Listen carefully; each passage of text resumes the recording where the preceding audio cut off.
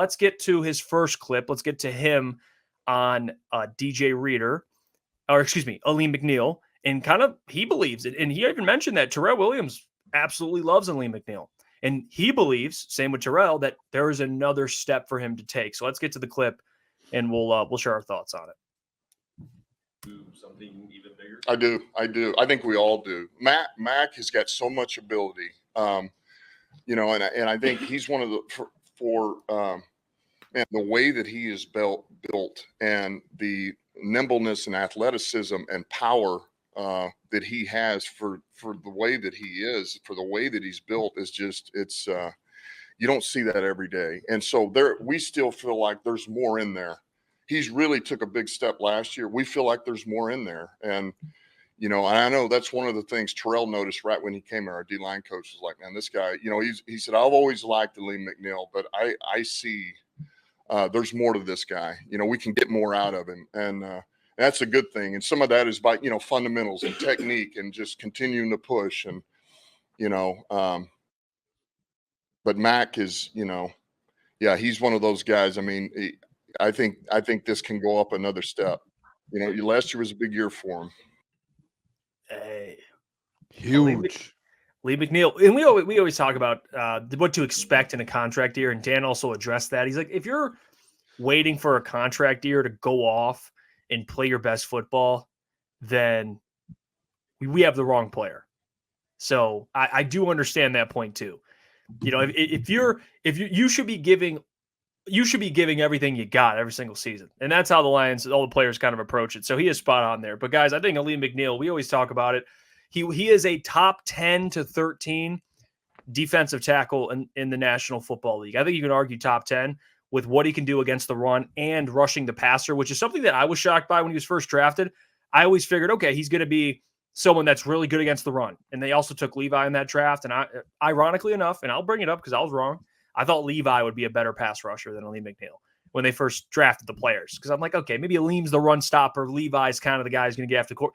No, he's doing both. And he's going to continue to get better. And last year, even missing the games he missed, I think if he was healthy the full season, I think he'd be damn near close to 7-8 sacks on the season. So I think next year, guys, we talked about, I think, minimum of 7-8 sacks for Alim McNeill going into his not a contract year, but going into getting paid potentially. So I'm with Dan and Terrell.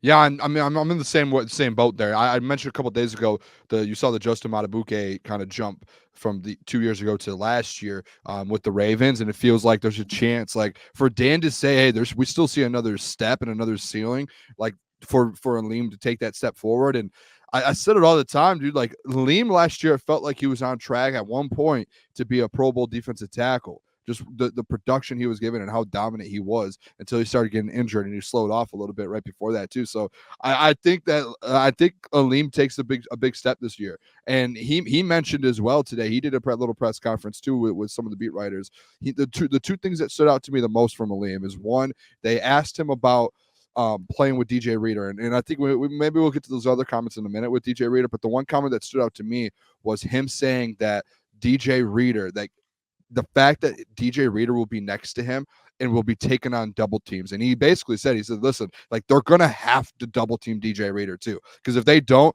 he's going to, create just an absolute disaster in the middle there. So they're going to have to double team someone. Yes. And as soon as you double team DJ Reader, Alim McNeill, Alim said it. He's like, I'm going to go in there and I'm going to dominate. So it's like, for them to be able to kind of be that 1-2 punch in the middle there, it's going to be unbelievable, first of all.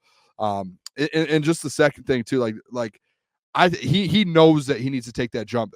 They asked Dan Campbell. They said, "Hey, do you think he's going to have a big year because of his contract?" He said, "I don't even care about that." He was like, "If our players are thinking about contract years and they're not playing that hard every single year in and year out, that's a problem." And Alim today got asked the same question, and he goes, "You guys, I don't know if you guys heard this, but Alim looked at the cameras and said, I don't even care it's a contract year. Haven't thought about it once. I told my agent, you work on that. Don't even tell me anything. Don't talk to me about it. Don't come to me. I don't want to know. You do whatever you have to do. Don't come to me on it unless he needs to sign a piece of paper and move on." So Alim McNeill doesn't even care about the he is just locked in, and all he cares about, and this is the interesting thing listening to mini camps now it's over, was these guys just want to win a Super Bowl. Like sometimes you see guys like sitting out because of contracts, thinking about contracts. You see around the league, there's guys that want money and they're more worried about individual accomplishments. These guys, every interview I've seen is like Super Bowl, Super Bowl, Super Bowl. And when you have that mindset, that's when you make those jumps. And I think Alim McNeill, man, Jeff, I'm right there with you. A minimum of 7 sacks. I wouldn't be shocked if you see a double-digit sack season out of Alim McNeill this year. And I'll put that down. I wish I could bet on it because I would love to put some money on that. But I think you could see 10 sacks out of that man. Yeah, I mean, Alim probably just telling his agent to handle it because he knows if he goes out there and balls that he's going to get paid regardless. And when you talk about Terrell Williams and what you were saying, Booner, with DJ Reader and Alim McNeill, he's probably just like, this is his dream situation. You went from Jeffrey Simmons to Miko Autry, who were wreaking havoc in the NFL last year, and now you get DJ Reader and Alim McNeill. And I think when he looks at Alim McNeill and he sees the footwork that he has, the hands use that he's improved on, he's just like, this guy can be a problem. This is somebody that I can just have fun with because he knows that he can do a lot of things at the defensive tackle position that some can. Alim, he had early success in his first 2-3 years, but when he saw that he had to lose weight, he was like, oh, okay, now I can really win because he has great burst off the line of scrimmage, but now that it's going to get even better and he's going to have one-on-ones, I don't know if it's fair to hold him to the Adebuke tier just because you don't see that much. When you talk about the production, I think this guy is going to have a hell of a year, and he's going to get that money. Whether it's in Detroit, which I hope it is, or not, I think Alim McNeill is set up to get paid next offseason. Yeah, I mean, I agree. I mean, looking at what these defensive tackles are getting paid, Alim McNeill, getting a guy who is as good as he is against the run and being equally as good or starting to be at rushing the passer, like there's a market for those guys, and they pay well. They do. Also, I wanted to mention to kind of get to the video because he did talk about him and DJ Reader and what they can be as a tandem. So let's hear. And this is from Gina Trotman, by the way. I want to give credit. This is her video, and this is Alim McNeill talking about him and DJ Reader and what they can do together. Let's check it out. This is just like destruction to me. Honestly, like, I don't know. There's no other way I can see it. Like every time I close my eyes and visualize it, I just see destruction. Honestly, because I've been watching DJ since I was younger. You know, it's crazy I play with him now, but I've been watching DJ for a long time now, and him being from Greensboro, watching him through Clemson and Houston and everywhere. So that's wild, but I see destruction. I mean, I see destruction. Destruction. Yeah, that's scary. And I mentioned it today in a video I put out on our channel. It's something that, you know, we all had conversations about what the Lions should have done, adding more edge help.